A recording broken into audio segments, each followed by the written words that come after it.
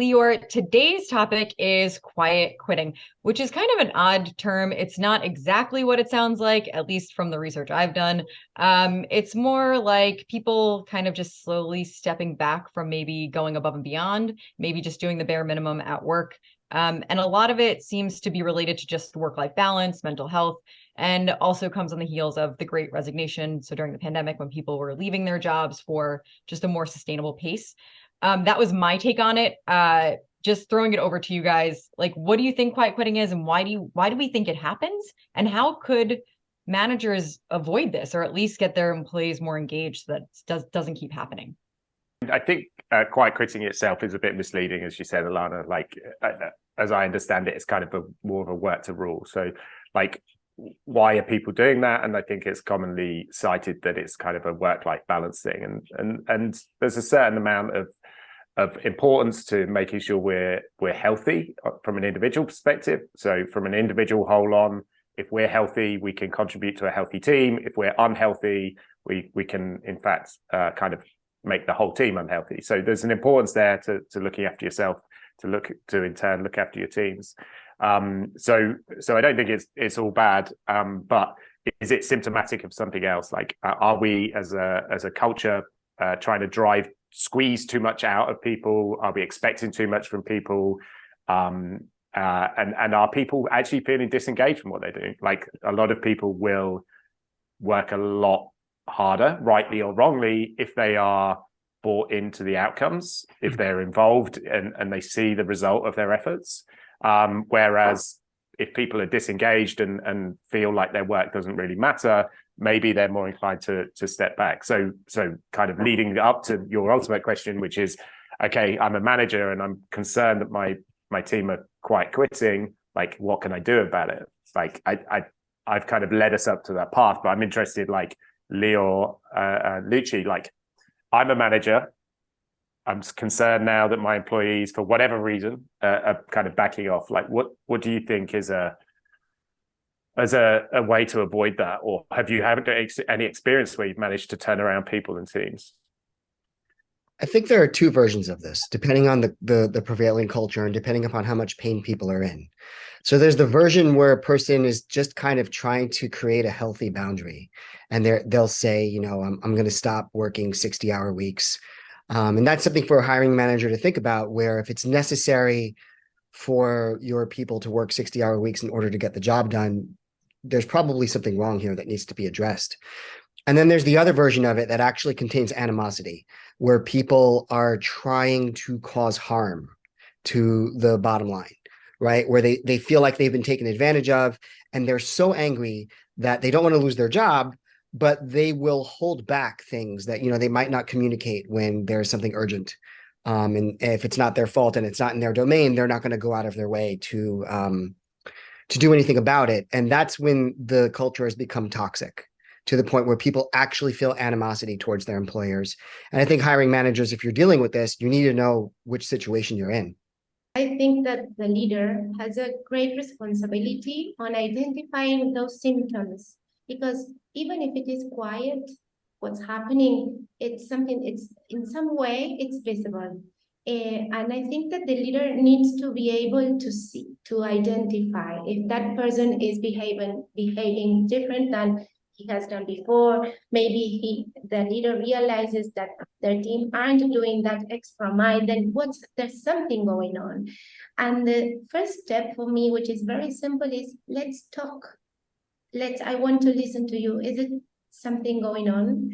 And providing that context with trust and openness, and being able to listen to what the other person is going to say. That for me is like a first step.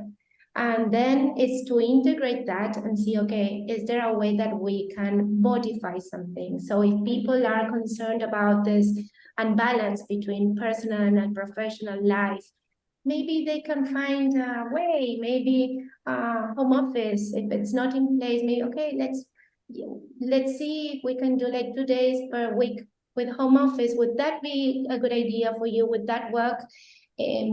Those for me are simple things or decisions that a leader may make that will make a difference. Yeah, I think that's also like, for me, what you've just said is like quiet quitting, the quiet part, right? The quiet part is slowly drifting away. Now, is it possible to quiet quit if you're engaged with your employees? Like, I think the answer is no. Like, they can't slowly drift away if you check in with them once a week, because you will see straight away that they're drifting away and you can address it straight away. So the whole idea of quiet, it supposes that there is no relationship between employer and employee, or manager and subordinate. Like, I think if you have a weekly check-in, or, you know, whatever frequency it is, like, it kind of negates the whole possibility of quietly quitting. You could have someone quit outright. You could have someone say outright that I'm working to rule, but the quiet part of it just disappears because you're going to be engaged with them frequently. I think a huge part, at least from like my experience, is with, and it does start with leaders, right? Like, to your point, like if you're engaged, then likely you won't have this quiet quitting, because you'll see it right away and you can address it. But I think the other side of that, at least in terms of like in understanding why people are doing it, it's because they feel like they're lacking that work-life balance. Because during the pandemic, they were constantly in front of their computer screens. It was really hard to turn off. Like, if 7 p.m. you get a Slack or an email or whatever from a coworker, you feel inclined to just respond, because why not? I'm still by my computer, I'm at home. And I think some people are still in that situation. And I think what people are looking for is that balance. And where I've seen leaders really be successful with this is to encourage their employees to take care of themselves, and be open about the way they do it too. So I've seen managers say, hey, I'm going to take a half hour to go for a walk outside because my eyes are tired from looking at a screen. Like, showing that it's okay to take a bit of time away from the computer for yourself if you need a break. Or, hey, I'm going to take a mental health day tomorrow. Like, you all, like, you know, if you need one too at some point, you should also. And I think people won't do things unless they see it's okay with leadership. And not just leaders can say you should do it, but actually seeing leaders practice that as well, I think goes a really long way. And then people feel like it's okay to be more open and honest and vulnerable. Like, hey, got to leave early to pick my kid up from school because they're sick. Or, hey, I just need, you know, a bit of time away. And I think that goes a long way, because then other people also feel like, oh, if you need more time, no problem. Like, let me know if I can take anything off your plate today. Or, and then you get people trying to help each other, because everyone knows they're also like okay to take time if they need it. And I think that gives people this like accountability to not just their work, but to each other. And now we're all supporting each other, and you don't want to step away from that, because you feel like you're part of something bigger, and you're all helping each other be healthier. It's interesting, Alana, like what you've just described is nothing new, right?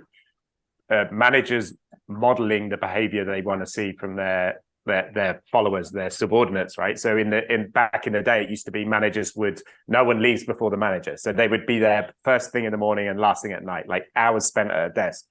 That was, I want to model that behavior, and I want my followers to do that. So I did that.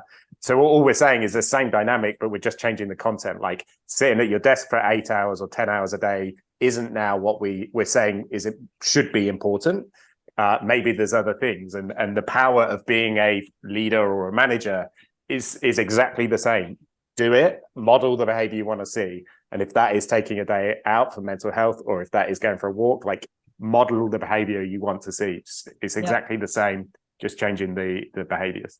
I've seen coworkers like answer Slacks on weekends, or an email, and I'd message separately like, hey, like, stop, like, get off, like, just like you're on vacation, but also other people are going to feel like they have to do the same thing. So, like, be a team player and just actually take a vacation. Like, we got you, like, it's fine. So, and yeah, like, I think we're all accountable to like also being healthier in that kind of situation. So, all right, any final thoughts? Amazing. This was awesome. I hope everyone at home or wherever you are watching this, you enjoyed it. If you have any comments or questions, please let us know below, and subscribe to our YouTube channel, because we have so much more content for you to look to and to look forward to. So we'll see you next time.